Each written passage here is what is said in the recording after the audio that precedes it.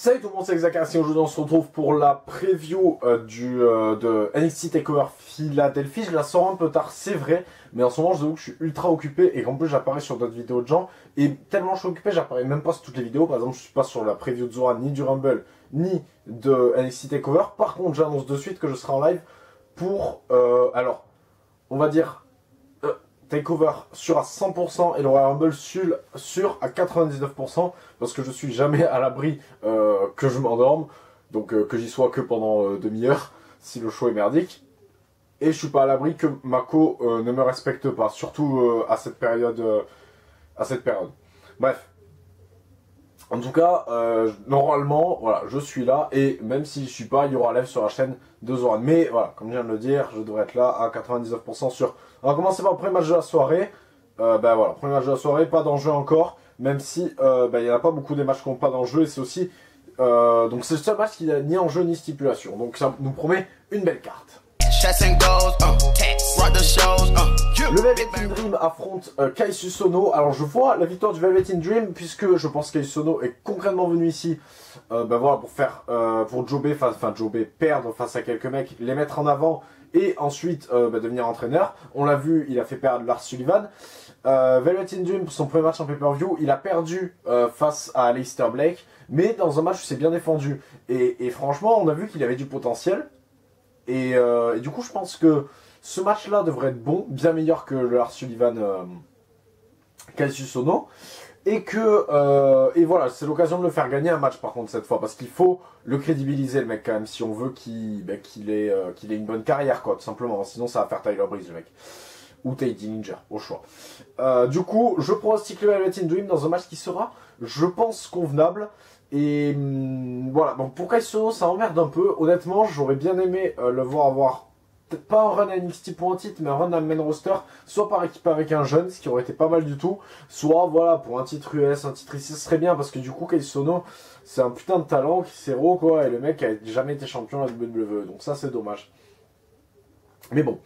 Du coup, passons à la suite, et premier match pour les titres, pour des titres. Et oui, pour des titres, puisque c'est les titres par équipe qui seront défendus, donc The Undisputed Era, donc juste bien sûr Bobby Fish et Kyle O'Reilly, face aux Author of Pain qui sont encore à NXT, ils en finissent jamais.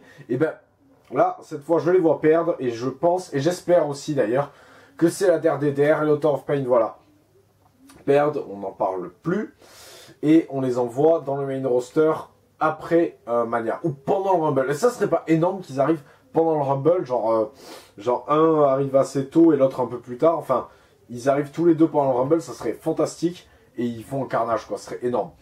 Genre pour éliminer j'allais dire un Strowman, mais ça c'est impossible, là. Mais un Reigns, par exemple, ou un Cena, ça serait fou, quoi. Bref, en tout cas, pronostic, The Undisputed Era. Je pense que ça va être un gros match. Après, les matchs par équipe qu'on a eu l'an dernier étaient fantastiques. Donc je pense pas qu'il sera à la hauteur de cela. Mais je pense quand même qu'on aura un bon match. Avec voilà, deux équipes assez différentes quand on le voit. Mais au final, quand on regarde NXT, on retrouve une espèce d'alchimie qui est similaire à chaque match en fait. Et qui est positive bien sûr. Qui n'est pas quelque chose de négatif. Du coup voilà, j'ai confiance en ces deux équipes pour qu'elles nous pondent un bon match. Après, Sanity, où vous êtes? Bon, ça c'est une question qu'on peut se poser. Mais peut-être intervenir dans le match, on verra. Je ne sais pas. En attendant, on va passer nous au match suivant, match féminin, qui est clairement celui que j'attends le moins de la soirée, même malgré l'opener. L'opener, comme d'habitude, je ne sais pas du tout si l'opener, mais je m'en doute bien quand même là pour une fois. NXT, ils sont quand même assez prévisibles sur des matchs. Hein. Je pense que celui que je vous fais est d'ailleurs l'ordre final. Et à moins peut-être pour le main event, je sais pas. Peut-être qu'il est trop. Peut-être même pas le match pour le titre en main event, je sais pas. Mais bon, en tout cas, le match féminin, c'est Amber Moon contre Baszler. J'ai vraiment un problème avec son nom. Je suis navré. Alors, donc l'autre là, elle est arrivée, elle a fait le million classique, tout le bordel. Elle a complètement disparu, puis elle est revenue, puis elle a tout cassé. Et c'est pas du tout pour autant que j'aime cette women's. J'avoue que le roster d'NXT, il est gros au niveau women's, mais il a pris un coup dans la gueule, hein, puisqu'on a Liv Morgan, Ruby Riott, Mandy Rose, Sonya Devlin et qui j'oublie. Merde. Et Sarah Logan. Bon, Sarah Logan, le temps qu'elle a passé à NXT, je sais pas, elle a peut-être fait un match, a tout pété, une Battle Royale, c'est tout. Mais bref. Toutes ces women sont parties en main roster, donc forcément ça crée un vide, mais en même temps, ils n'étaient pas obligés de nous la mettre elle. Du coup, Ember Moon, je la vois vainqueur, et je l'espère, parce que autant, pour les 2 matchs précédents, j'ai pronostiqué le vainqueur, mais selon la construction, j'ai pas de favori. Et là, par contre, si, Ember Moon, en plus, ça lui ferait pas un énorme règne, puisqu'elle a le titre depuis quoi? Depuis 3 mois, je vais vérifier ça de suite, puisqu'elle a gagné au War Games, donc c'était en novembre, et du coup, je crois même pas qu'elle... Si, elle a dû le défendre une fois, entre-temps, en show télévisé, donc bon... Voilà, quoi. Du coup, je prends aussi Ember Moon dans un match qui ne sera peut-être pas très bon, franchement. Honnêtement, vu la gueule du million classique, je suis pas sûr que ce match soit exceptionnel. Donc je prends aussi Ember Moon dans un match qui, par contre, du coup, j'espère sera court, voilà, que ça dure pas trop longtemps, même s'ils vont pas vouloir décrédibiliser aucune des deux, du coup ils vont peut-être faire un gros match, mais peut-être une victoire par disqualification, des comptes extérieurs, une couille du genre, mais en tout cas que Ember Moon conserve, s'il vous plaît. Match suivant, plus de titres cette fois. Et oui, petit pour un match qui pourtant méritait un sacré titre en jeu, par exemple celui de la WWE. Adam Cole contre Aleister Black, donc là, bon, voilà, là on est au niveau, je pense que franchement, à la WWE, même avec les gars du main roster, je suis pas sûr qu'on puisse faire des matchs mieux que ça. Putain, ouais, c'est compliqué quand même. Styles... Ouais, je sais pas. Styles Aleister Black peut-être, je sais pas, mais en tout cas, très gros match à prévoir. Franchement, la WWE, là, ils ont l'occasion de frapper un gros coup et faire le match de l'année au sein de la WWE, parce que ça va quand même être compliqué de concurrencer les énormes matchs qu'on a eu à Wrestle Kingdom. Même si, en vrai, il y a le potentiel, parce qu'avec avec des catcheurs comme ça, il y a le potentiel de faire d'énormes matchs, surtout que c'est un Extreme Rules match. Il y a le potentiel, après, c'est la WWE, c'est un takeover, ça va pas durer 100 ans, donc voilà. Bref, en tout cas, on va se pencher sur mon pronostic, qui va être Aleister Black. Je le vois vainqueur. Je pense qu'il rentrera bientôt dans mes rosters, sûrement en post-mania. Parce que je le vois pas être champion à NXT. Je pense qu'il va direct franchir le cap. Et j'espère réussir dans mes rosters. Parce que ce mec, c'est un putain de talent. Pareil pour Adam Cole, bien sûr. Mais Adam Cole, je le vois rester un peu plus longtemps avec son équipe, etc. Traîner à NXT. Peut-être même ramasser le titre d'ici quelques mois. En tout cas, je pronostique que ce sera le meilleur match de la soirée. Sûrement le meilleur match de la VE, voilà, en ce début d'année, en comptant le Rumble. Donc voilà, je pronostique un très bon match. Une victoire d'Aleister Black. Et sûrement, ouais, bientôt... une chance au titre, peut-être pas le titre, mais une chance au titre en attendant Mania. Par exemple, une chance au... Ah si, non, parce que s'il a pas de chance au titre, ça veut dire que... Ouais, ça veut dire qu'il perd un match, quoi. J'ai pas envie de ça. Non, mais bon, je le vois gagner en tout cas. Et j'espère que ce sera un bon match à la hauteur des attentes, parce qu'il n'y a pas de raison. De toute façon, vu la qualité de la carte, quoi. Place au main event, on met ça entre pincettes, parce que, avec des guillemets, on va dire, parce qu'entre pincettes, c'est bizarre. Entre guillemets, parce que franchement, moi, je mettrais le Aleister Black Adam Cole en main event. Mais bon. Ça, c'est mon avis à moi. Main event. Main event qui est un match qu'on avait déjà vu, mais pas pour des titres, fut un temps.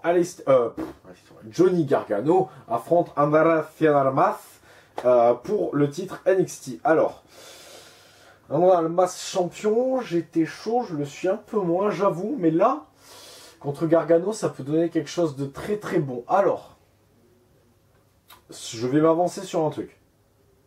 Franchement, je sais pas si ce que je vais dire est possible.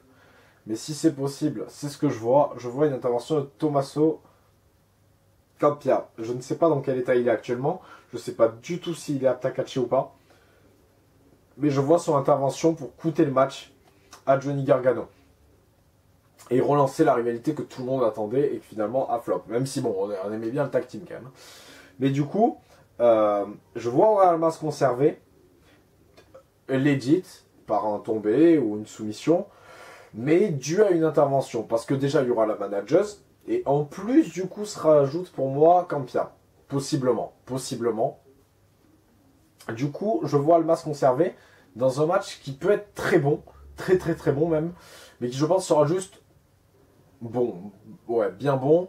mais pas fou non plus, quoi. Comme comme un match pour un titre à NXT, en fait. C'est des titres le titre NXT a rarement de très très bons matchs, finalement. Et ce soir, je le sens bien. Alors, qu'est-ce qui manque dans mon analyse? Bah, je sais pas, il manque du monde dans cette carte, par contre, ça c'est un fait. Mais voilà, j'espère que la WWE reprend une pénurie de blessures. Que ce soit... Alors, à NXT, ils sont moins touchés. Je vais essayer de me faire une petite liste des blessés qu'il y a actuellement à la WWE. Mais en tout cas, ce que je peux vous dire, c'est qu'ils sont en train d'être touchés par une nouvelle suite de blessures. Et c'est vraiment pas la bonne période. Et c'est souvent... Là, d'ailleurs, je pense qu'ils intensifient beaucoup trop la demande, en fait, à NXT. À la WWE pendant cette période. Et c'est pas du tout mon plan. On peut souligner l'absence de Pete Dunne dans ce show aussi. Alors, deux blessés qui on a à NXT, on a Paf, Drew McIntyre, donc qui manque au show bien sûr, Tommaso bien sûr, et il me semblait qu'il manquait une Women's, mais pas du tout. Donc voilà, donc à NXT, bah, au final, on a l'impression que ça fait pas beaucoup, mais quand c'est McIntyre, bah, ça fait la gueule quand même quand on est absent comme ça. Et alors je fais une petite parenthèse avant de conclure la vidéo. Dans le main roster, il manque quand même Big Cass, bon Big Show, bon il... Voilà, hein. Big Show, Big Cass, Dean Ambrose, Jeff Hardy, R-Truth, bon, R-Truth, Samoa Joe, et Kevin Owens, on est un peu dans le flou. Et en plus, on sait pas trop où va la carrière de Sheamus. Donc c'est un peu compliqué, et en plus là je viens de me rendre compte, j'ai fait que Raw parce qu'on a aussi à 205 Live Noam Dar qui est blessé. Bon voilà, Noam Dar, je sais même pas si quelqu'un s'était rendu compte réellement qu'il était blessé. Et à SmackDown, alors ils sont beaucoup moins touchés par les blessés, puisque à part un des comment on appelle ça, les Shanks Brothers, bah, il n'y en a pas de blessés quoi. Mais bref, tout ça pour dire que... Et il y a Joe aussi, Joe est revenu. Je ne sais plus. Très bien. Je ne me rappelle plus de Raw. Bah, on s'en fout, on est là pour parler d'NXT. Donc moi, ce que je vais vous dire, c'est à samedi pour le live sur la chaîne de The Wrestling. Et samedi, je sortirai, donc avant le live, je pense, j'espère, la preview du Royal Rumble. En attendant, je vous dis à bientôt sur Aka Wrestling. Je vous fais des bisous. C'était Alex Aka Wrestling. La bise, cette semaine, il n'y aura pas de catch français sur la chaîne. Parce que bah là, je vais mettre la... Parce que la semaine prochaine, il y aura la review et la review de NXT, à moins que j'arrive à la faire dimanche. La review de NXT et la review du Rumble. Du coup, ça fait qu'on aura une semaine bien chargée dans ce cas-là. Genre avec une lundi, une mardi, ou peut-être les deux lundis, je ne sais pas. En tout cas, voilà, le catch français reviendra bientôt sur la chaîne avec de l'AIA encore. Puis après, on changera de fédération du 9 un peu. Bref. À bientôt sur Aka Wrestling. Bisous. N'hésitez pas à vous abonner, ça fait toujours plaisir et je vous le dis jamais assez. En attendant, à bientôt, kiss.